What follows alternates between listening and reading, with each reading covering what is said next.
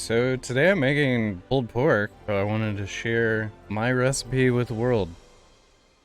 So this is how you do pulled pork at home, in case you're curious, in case you want to make food for someone, surprise them, glorious food. What's crazy is if you keep an eye out at the grocery store, so I have a Kroger near me, and these big giant dry pork butts, sometimes they could maybe say shoulder, but typically it's just called a pork butt.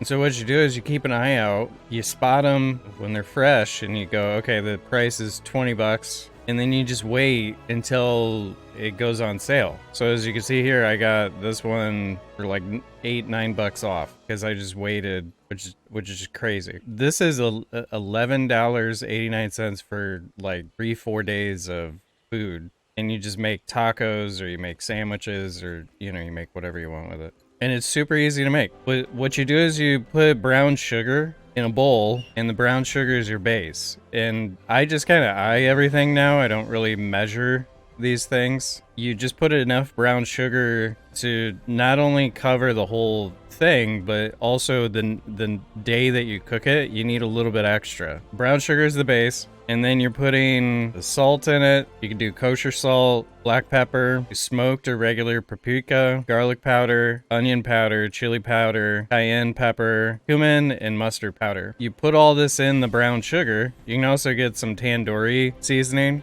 If you want to add some spice to it, that stuff is good too. For prepping it, you prep it the night before, or 2 nights before, 3 nights before, whatever you want to do. The longer it kind of sets in the spices, the better it's going to be. And you dry it with a paper towel on all sides, and then you cover it with olive oil. And then after you do that, you cover it with mustard, like yellow mustard. And then you just start rubbing your spice mixture all over it, and you leave a nice little portion of it to just do like a light coating of the whole thing before you cook it. And then when you're cooking it, you want to get one of these things. You can get them pretty much anywhere. You fill the base with whatever you want. Like I fill it with onions and garlic and peppers and stuff. And then you put at least 1 cup of water in there. As you're cooking it, you're always replenishing the bottom of this with water. So when you open the oven, you want to check it and just make sure that there's water under there. And this will make it so that it doesn't dry out.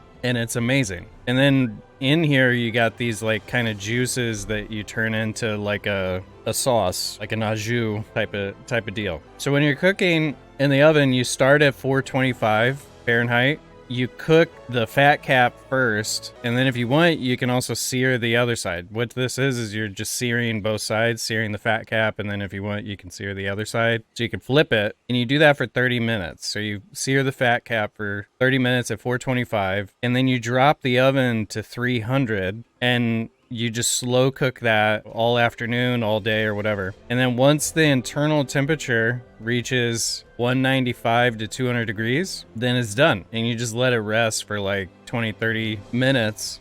The longer you let it rest, the juicier it's going to be when you open it up. And then you just shred it, and it's perfect. And it's wonderful, and it's everything you ever wanted. Highly recommend it. That's what I'm cooking literally right now, and I could probably take a picture of it when I'm done. There's your pulled pork cooking lesson for the day. Let's play some video games. Probably have an alarm go off in like, I don't know, 10-15 minutes, and that's because I'm searing the fat cap right now.